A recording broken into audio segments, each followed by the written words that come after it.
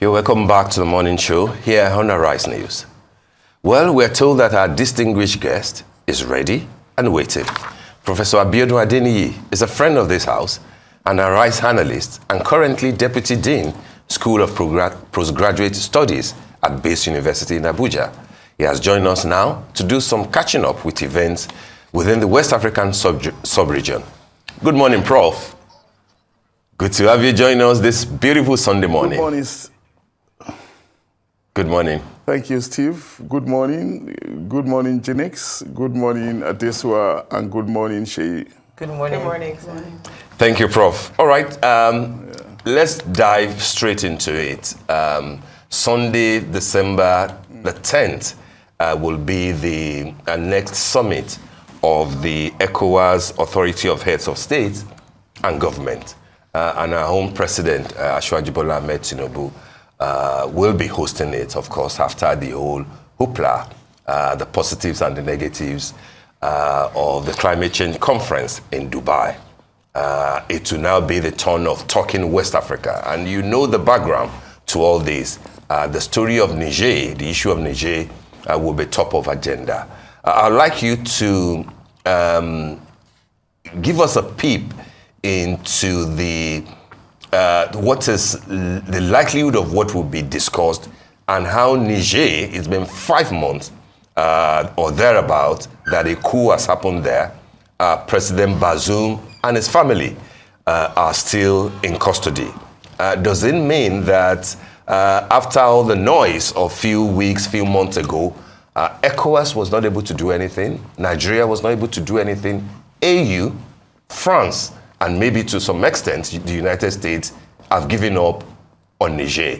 What do you think should be the approach when leaders of West Africa meet in Abuja on Sunday the 10th of this month? All right. Thank you, Steve, and good morning, viewers.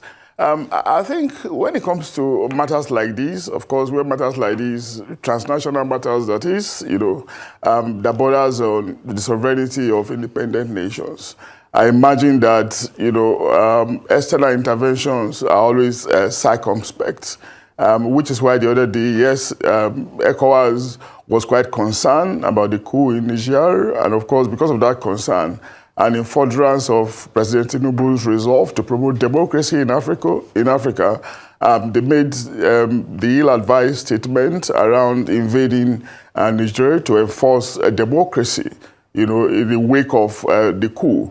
And of course, they also retracted, they retraced their step, but it didn't mean that they did not continue with the pressure that they began on that regime to back down on the disruption of democracy in Niger.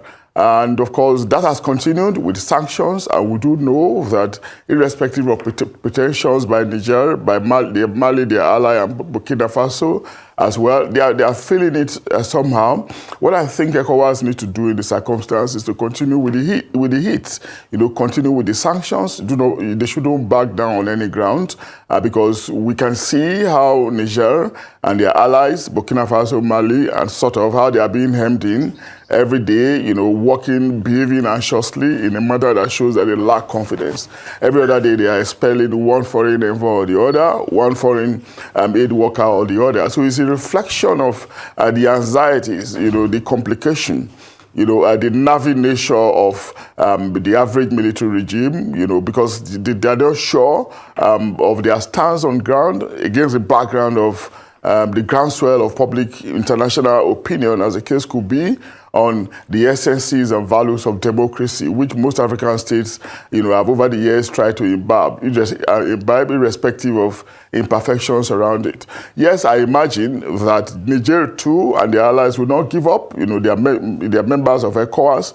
They probably might be talking to some friends, who they think might be able to influence decision at the level of ECOWAS. But the onus is now on the ECOWAS hierarchy, on President Bola Ahmed Tinubu as the chairman, not to back down, because backing down at this moment will amount to losing face, and it probably might also indicate the absence of confidence, or the inability to stand on a decision that is otherwise salutary, a decision that was taken and supported by the global community largely. So we need ECOWAS to continue the push. They should continue the pressure on Niger, because democracy is the way to go, irrespective of its downsides and irrespective of variations in its implementation. But because it's still about involvement and inclusion, about representation, we still consider it a salutary system of government. And of course, in the 21st century of civilization, where we're trying to bring about technological development, we should also be trying to bring about sophistication, representation, integration at the level of governance and government, as the case could be. Well, all right, Professor Adeniyi. Well, let's now discuss the effects of the coup, which we've known that it's been deteriorating, and no doubt the security situation in that region has obviously triggered the expansion of terrorism and political instability. Now, considering that we share a border, what should we begin to consider? I mean, although we are hearing that the military are now feeling the heat of the sanction, do you think that they are desperate at this point to bring the junta to an end? Well, yeah. Of course, we also were worried, when the coup is struck, because we know the implications of coup. When a coup happens, it means we have a government that you cannot really predict, a government that is not structured, that is not legitimate. You don't have an idea of when the government is ready to go. Sometimes they want to stay for as long as possible, and some of that times when they are truncated, it happens, of course, when they are not expecting, and the process are usually dastardly, usually unsalutary.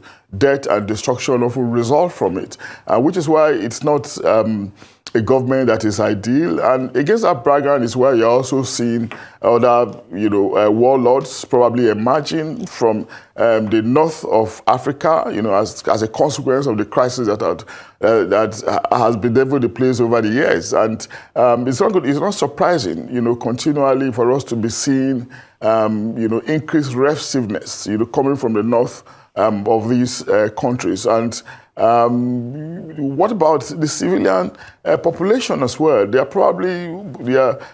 condition is also worsening, irrespective of the optics of argument in recent circles that the economy of Niger is improving. Maybe the fourth fastest growing economy in Africa or somewhere, on account of some nebulous statistics. But we know that this thing cannot necessarily be realistic. The citizens are still in abject poverty, despite the resources that country has. And we know that the potentials for growth can hardly be properly harnessed, by a military regime. Not just, if it were those days, maybe in the 70s and the 80s, where it was preponderant in Africa, we could probably say that condemnation and crisis of confidence around them will not grow. But this is not the case. We are talking about 54 African countries, and out of that 54 African countries, just about 6 or 7 are under military rule. And even as that, we still see it as an ultra-vires, as a bit ultra-vires, something that is an aberration. Something like terms on the continent of Africa, 4 in West Africa, for instance, and any country that belongs to that category. In West Africa, for instance, 15 countries, 4 under military rule or so, cannot be really comfortable. And from discomfort, of course, you continue to see crisis, you continue to see underdevelopment, you continue to see citizen disavowal, dissatisfaction with the system. And if all these things are happening, it will definitely result into the lack of happiness and growth. Productivity and efficiency will eventually be affected as well. So overall, the push has to continue. The pressure has to continue, where we know that the countries involved are also feeling it. That's why they are somehow coming together with a putative arrangement, saying that they want to form a union, amongst themselves, union of 3 countries, confederation, and all of that. All these pretensions are byproducts of the pressure that they are feeling, which is why I think that ECOWAS should continue with its pressure, because they signed, they are signatories to ECOWAS protocol, and they should not deviate from it, other than saying that democracy is salutary, democracy is the way to go, democracy is global, and of course, there's no reason why the average African country should not be counted, as the case could be. Thank you for breaking it down for us, Professor Adeniyi. Well, since the coup, ECOWAS has suspended 4 member countries, of course, ruled by military leaders, Mali, Burkina Faso, Niger, and Guinea. Now we're seeing the formation of the Alliance of the Sahel States, AES, by Mali, Burkina Faso, and Niger, because of they're facing this jihadist violence, suggesting a coordinated response to regional challenges. Now, in this next meeting, how can ECOWAS start to look at balancing its efforts to restore constitutional order, at the same time addressing security concerns, particularly in the context of the AES that has just been newly formed? Yeah, very well, Sheyi. We made the argument that one of the reasons why they are coming together under the AES arrangement is not necessarily to fight insecurity, it's just also to make a statement to the rest of African, particularly West African countries, that they are still a force, to be reckoned with, and they are mindful of the pressure that other West African countries are putting on them. But we know this is just a ruse, it is not necessarily the case. They are feeling it. It's just a way to be assertive, a narcissistic pretension, that cannot be sustainable. And of course, what we need to do in the circumstance is to really, try and find a compromise where Africa, or Nigeria particularly, and maybe other West African countries, will still have to be concerned about the insecurity around those countries, because we border them. We share, the borders are contiguous. So if there are disruptions in those places, it will still affect us to the extent that continuous crises in those places will affect us. We can't be bothered. But again, we shouldn't lose sight, of the need, to restore constitutional democracy in those countries. There's a way in which we can multitask. There are ways in which nations combine efforts, managing or working towards, variegated objectives at the same time. We can see it happening in the Middle East. Yes, countries, are worried that despite their many interventions, success is not still being achieved, but it is not discouraging them. We are seeing how dialogue, negotiations are going on to free hostages. We're also seeing how military campaigns, are being suspended, I beg your pardon, and restarted, as the case could be. So many things are going on, rightly or wrongly, correctly or incorrectly. Against that background, it just shows us the possibility of how nations, can be plural in their approach to the resolution of issues. And of course, there's no reason why we cannot also be involved, through the prism of ECOWAS.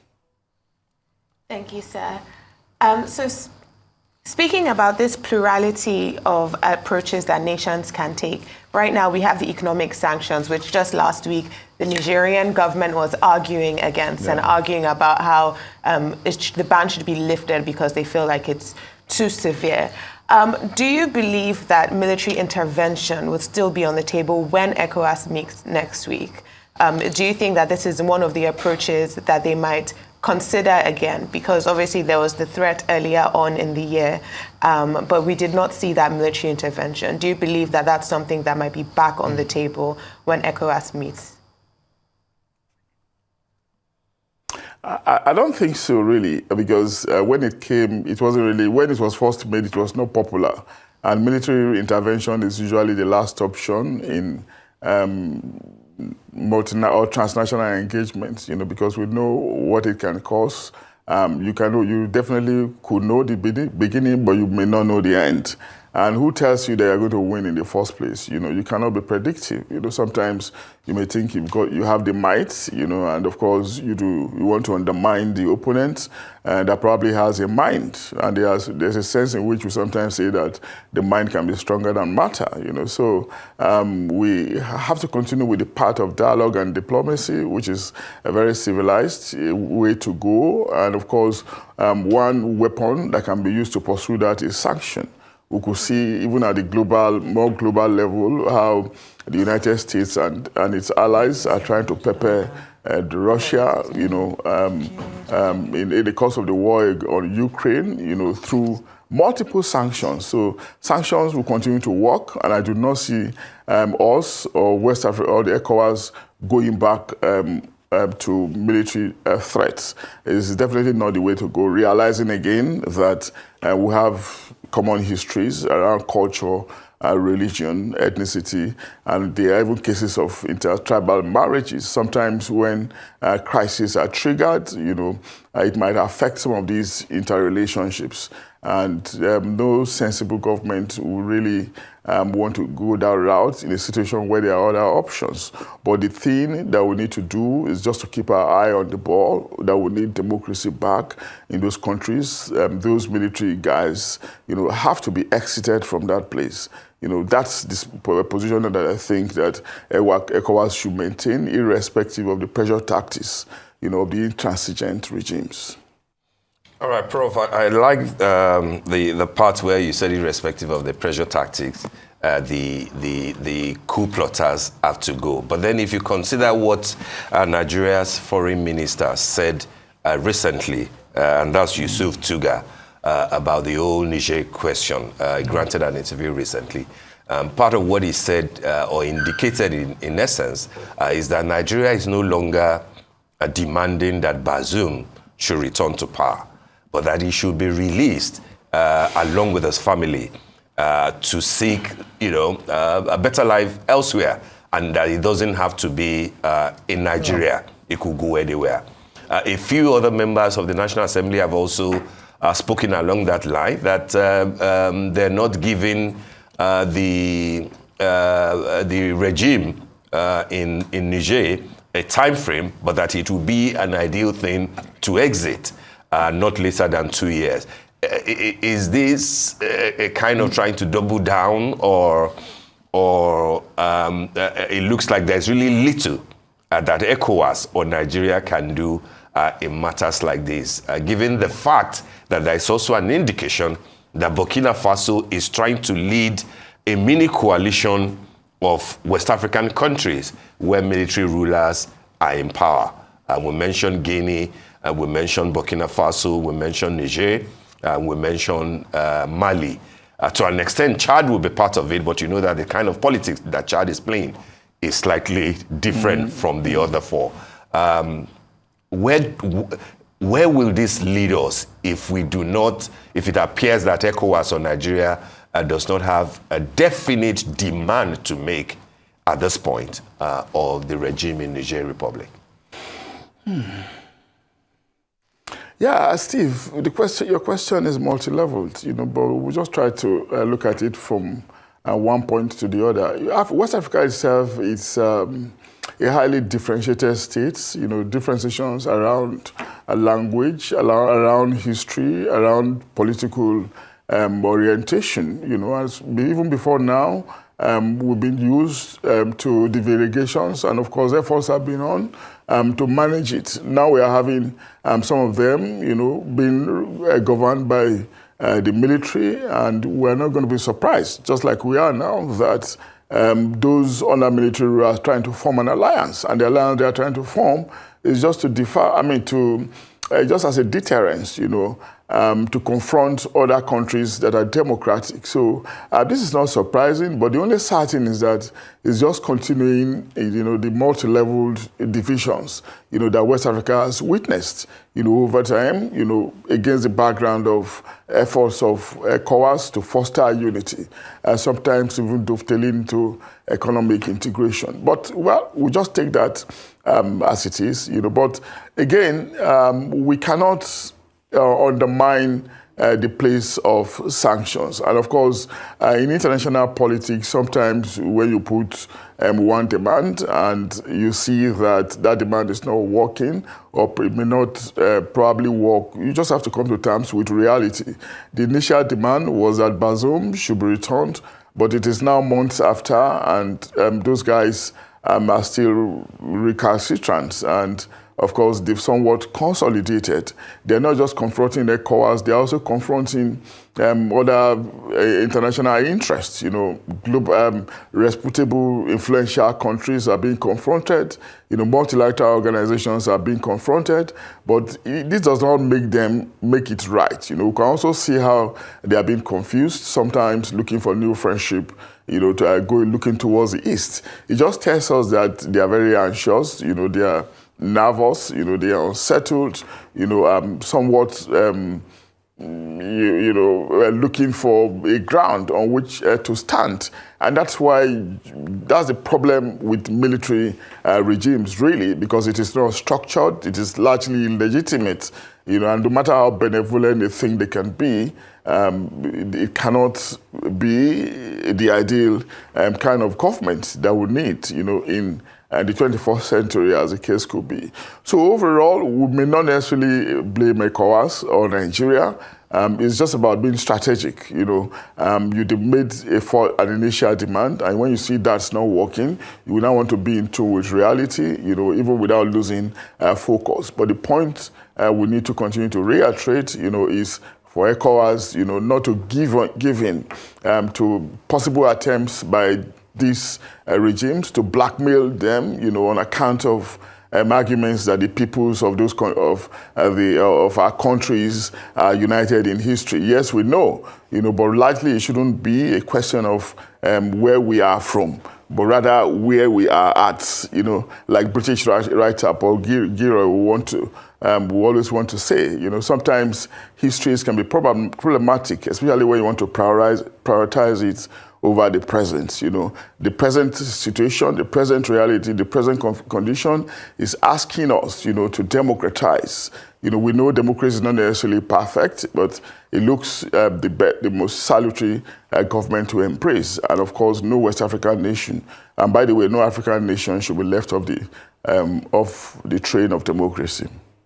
All right, Professor Adeniyi. Now, you know, we know that the junta has been adamant and have been against the release of Bazoum. Now, beyond sanctions, I know we've talked about sanctions. What more can the international community do? We've seen these sanctions from ECOWAS, from France, and, you know, like Steve has alluded to the fact that our Minister of Foreign Affairs, Yusuf Tuga, had talked about, you know, Nigeria no longer being interested in, you know, insisting on the return of President Bazoum. Now, do you think that if they decide to release the president, do you think it will help even lessen sanction? Is it a stepping stone, or is that just something that should be off the table at this point?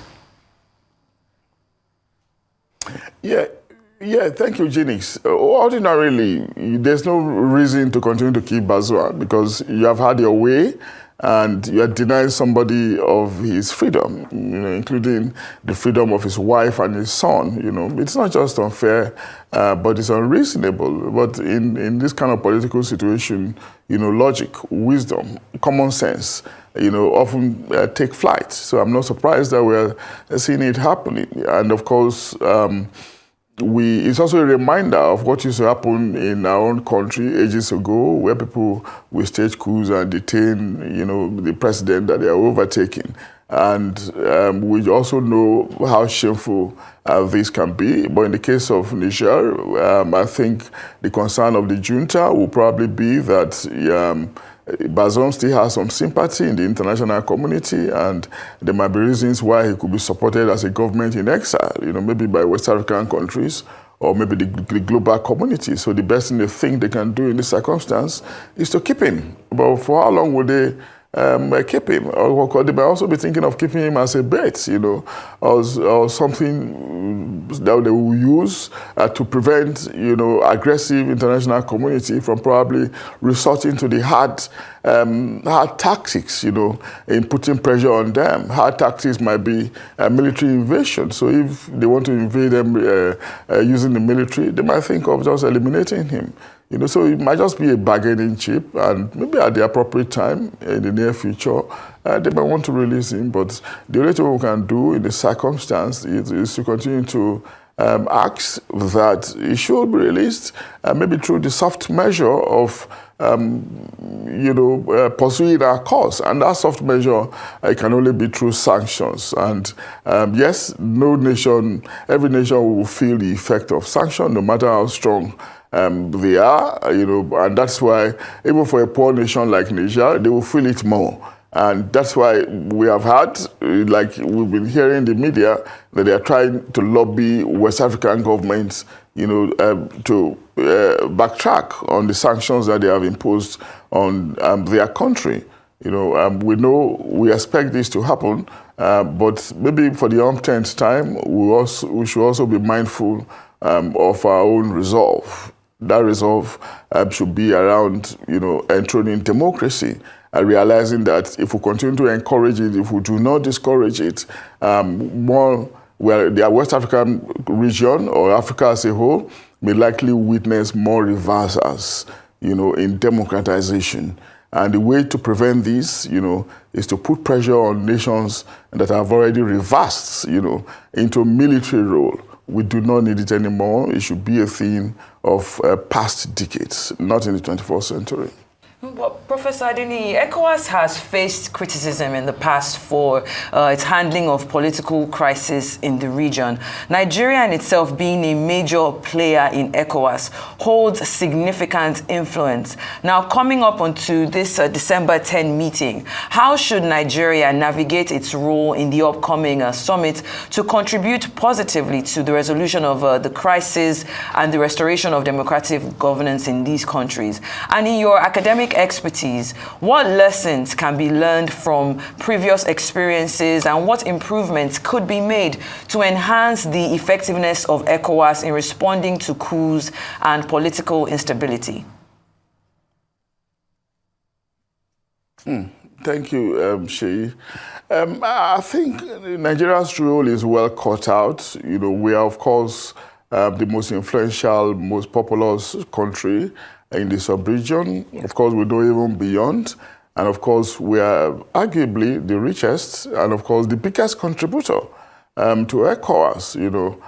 We played a very key role in the formation of the organization, and there's a way in which we can say that we're always ever respected. Now we also have our president being the chairman of the commission. So a lot is actually on our shoulder, and I'm confident that we'll continue to live up to expectation.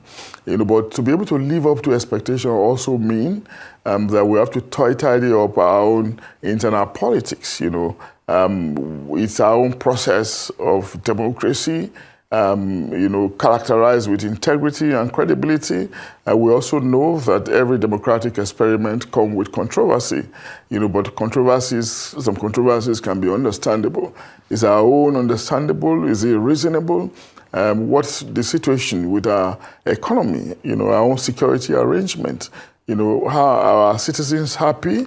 Our internal condition has to really be spick and span, if not completely, but nearly so, so that we can also boost our morale, increase our own ability, to talk to others, at the level of transnational relationship. So that's the one thing that I think we should be concerned about, but while we're doing that as well, we shouldn't lose sight of our global role, beginning from the West African sub-region to Africa and to the global community.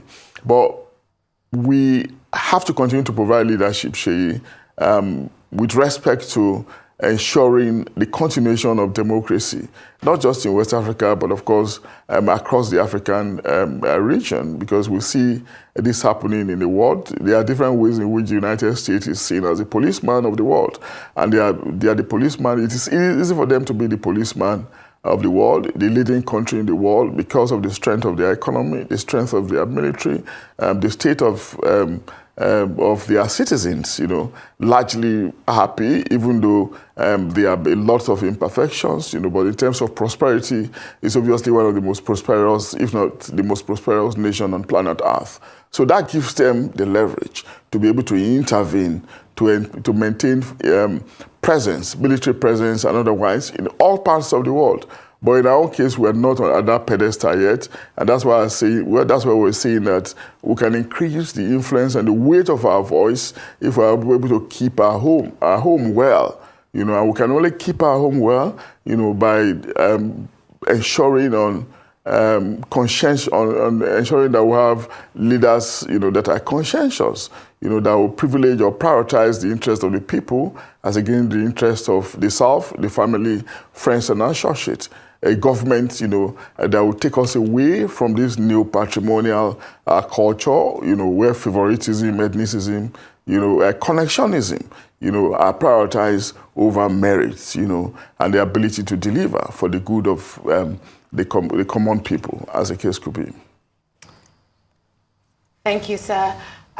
Also, I wanted to ask, because you have said that in order for Nigeria to play a greater role in ECOWAS, we have to tidy things up at home. What would you say that the internal political pressures within Nigeria, how do you say, leading up to ECOWAS, they might be affecting our president, who also happens to be, the chairman of ECOWAS?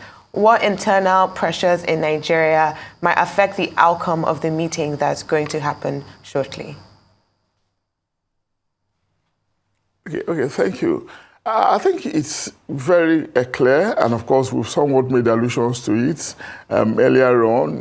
We share, with Niger for instance, we share a common history. Remember the Mali Empire, the Kano Bermuda Empire, all these empires, cut across the modern borders, and language, in terms of language, in terms of religion, in terms of cultural practices, morals, we have so much commonalities, And what about economics, trade? And of course, yes, we have borders, but these borders are largely artificial. People go back and forth with a very great ease. It has led to different levels of relationship, including marriage. Niger may want to be smart, appealing to emotions, appealing to sentiments, and maybe walking through those intangible elements, to influence ECOWAS or to influence people within Nigeria or outside, to put pressure on governments, to backtrack, away from sanctions. But it is also the reason why we're saying that policy directions shouldn't be about emotions, shouldn't be about sentiments. It should be about facts, reality, that are going to be much more useful, to improving or increasing, the life of the people. Yes, we're not denying the similarities between us. Yes, we are not also denying that we're brothers, that we are sisters. We're not also denying that to some extent we also have a common feature. But there's a sense in saying that sometimes when your blood brother, even when your blood brother offends you, there are ways in which you can discipline that brother. Relationships does not mean that disciplinary action should not be brought up, to deal with, infraction in the interest of order, in the interest of decency. And that's what we're asking ECOWAS to do with respect to Niger. Irrespective of commonalities, we should not be blinded to the reality that is confronting us. And that reality is the reversal of democracy. If it is not discouraged, I'm afraid, there's a danger of it snowballing and dovetailing, and of course expanding to other African countries. It is not a path that we need to tow, in the modern times or in late modernity, postmodern times that we are in. All right, Professor Adeniyi, we've really run out of time. I would have loved us to speak about Chad, which I saw that you were reluctant to comment more about it. You know, the relationship between Abuja and N'Djamena, even though it's a military government, we're breathing down Niger, but, you know, Chad is there trying to hobnob with Nigeria. But some other time, we'll have time to talk about that. Thank you so much for joining us on the morning show today.